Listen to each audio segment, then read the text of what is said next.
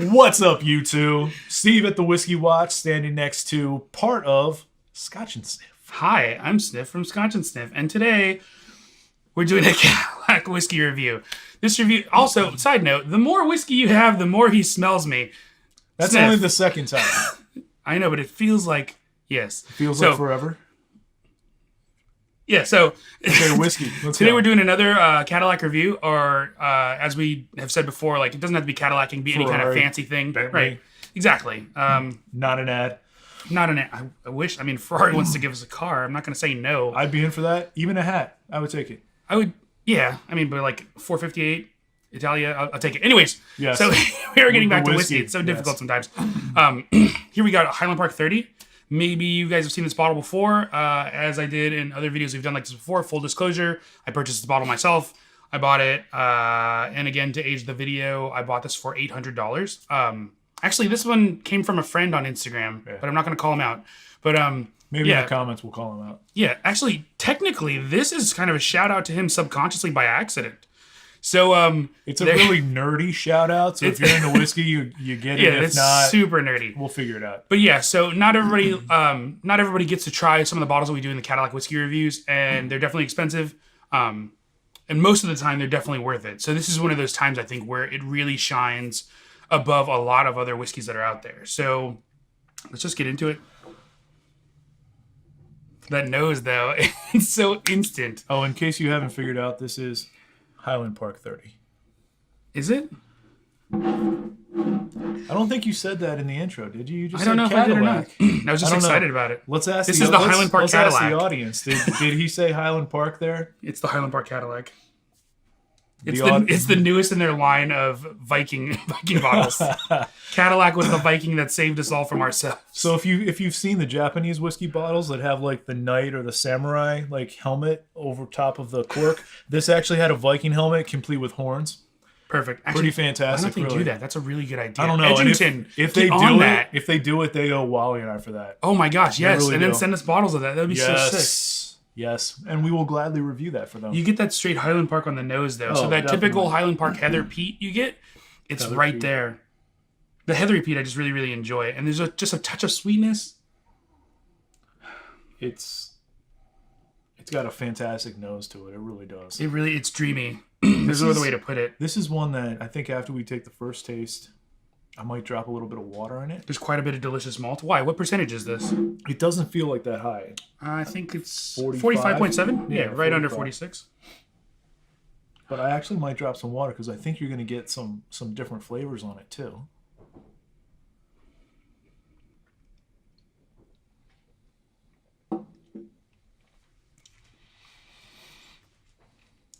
All right.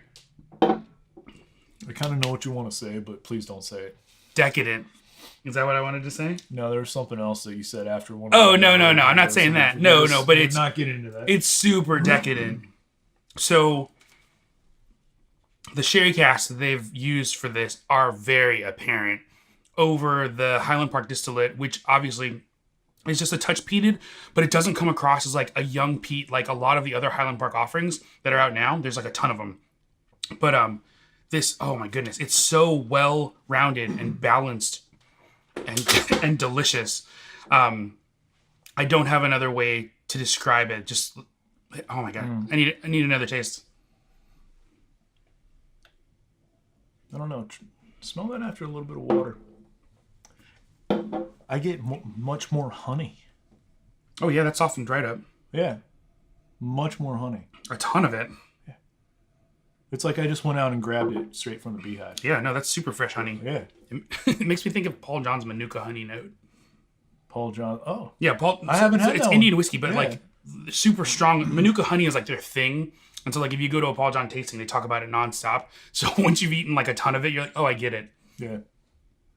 But yeah, no, I'm surprised by how honey that smells when you add a little bit of water. Yeah, it's. But I like that. I like how composed it is. Heather this way. honey is a very with a lot of the whiskeys I've tried. Heather honey is something that always tends to stick out to me. Yeah, it's I would say Balvenie signature note. Yeah, one of my favorite notes actually is that heather honey, and then you add that slight smokiness that you get from the Highland Park stuff.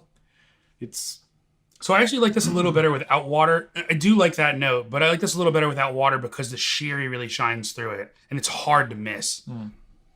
It adds this sweetness to it, and like I'm getting on the nose now. It really is terrific whiskey. Cadillac of whiskeys for sure. You do get that sherry raisin just a little bit there. It's so good. Yeah, just a bit. Even with the water too, it's a little bit of the raisin on it. Man, that's so good. That's so good. Oh, let's see what it says on the bottle. I guess I should be clear. Smooth single malt, characteristic fudge sweetness. Yeah, I get that. Aromatic spices, dark chocolate orange. Yes. Huh. So not with water. On the first one, but yes. man, On the first dark one. chocolate orange is such a good way to describe a lot of what's going on there. Yeah. It's just so well put and so put together that it's difficult to like. This is when you really need to sit down and you really need to take your time. And I'm sure if I had sat down and like taken my time, like over 20, 30, 40 minutes, I definitely would have been able to pick that out. But just on initial taste, the level of complexity you're getting is so ripe. And I don't know if Highland Park is going to continue creating bottles that are this level of complexity. Oh, interesting. It's an older bottle. So this might make a huge difference. This is a much older bottling. So this is actually imported by Remy Cointreau. So before Edrington started. Correct. Before Edrington started their bringing in the Highland yeah. Park. Man. So it's a yeah, no, what year was this that? flavor Was that profile. So the other, that's funny because 2011 was when Edrington started bringing on their own stuff because they dropped some bottles. They dropped some bottles to memorialize that day. Oh, maybe this is, man. I don't know if you know what day Edrington started importing their own, like the Macallan and leave it in the comments Park. for sure. Put it in the comments for us. But it's so I'm probably funny. Wrong, but it's so funny because that explains a lot. Because the other Highland Park I had, the one that convinced me I needed to buy this, right. I had gotten to try it twice at other tastings, and basically it was very, very quiet on the palate at first, and then all of a sudden it was this rush of all these delicious sherry notes that just came out of nowhere. It's incredible. And this one's kind of more. This one's a little more forward. Yeah, this one's a little more forward. Right. It's much more forward with it, and the flavors are just like, here you go. Like this one's slow served and like, hello deliciousness. And consistently awesome. Yeah, no. Yeah, that's the best part. Yes. All the way to the finish, I'm still getting notes of sherry as I'm breathing. Yep. This is fantastic. Like, so I bought this bottle for my birthday last year. Thought it'd be cool to buy this, the Balvenie 30, Jura 30. Thought it'd be cool to just have 3 30-year-old bottles, even though I didn't turn 30. I'm much older. You turned 90. I turned 90. Yeah. 95, actually. It's a long story. I've had Benjamin Button's disease. But like, this is such a good... Oh, my goodness. That's a different YouTube channel. Is there a Benjamin Button YouTube channel? No, I don't. I bet there is. I'm Somebody just thinking that? that kind of conversation is just a different YouTube channel. Probably. Yeah. But like, no, you can suffer from that while you drink whiskey. That's all right.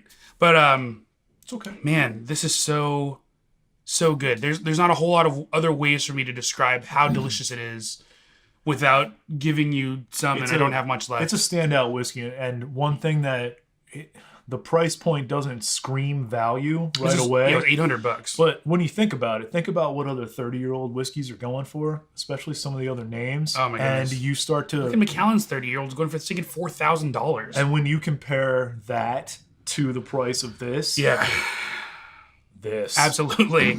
So if you guys have tried this before, let us know down in the comments below. If you've never tried it before but you'd like to, let us know down in the comments below. There's nothing I can do about it. Who's not going to comment about that? I don't know. It gives people a reason to comment. Right now, people are like, "Of course I want to try it." What are you talking about? So like, comment, subscribe. We've got the tip jar on Patreon. And where can people find you, Steve? I'm on Instagram at TheWhiskyWatch. Yep, TheWhiskyWatch. You'll notice like Lego postings on the Instagrams. Sometimes. And then, you guys know where to find me. ScotchNSniff.com, whiskey, Instagram. Yes. You're already here. That's why you're here. You know the drill already. We'll leave it at that. You know how to find him. Now you know how to find me. Yeah. Now you know Highland Park 30 is awesome. That's probably all you need to know for today. Right? He's not wrong. Spot on. Not. Perfect. So there you go. I'm going to get back to drinking this because... Cheers. Jason, I'm sorry that I won't have any more for you. I'm just kidding. I'll leave you a little. I definitely did not save Jason any because that one is one of my favorites. Sorry, Jay. My bad, dude. It's so good. It is so good.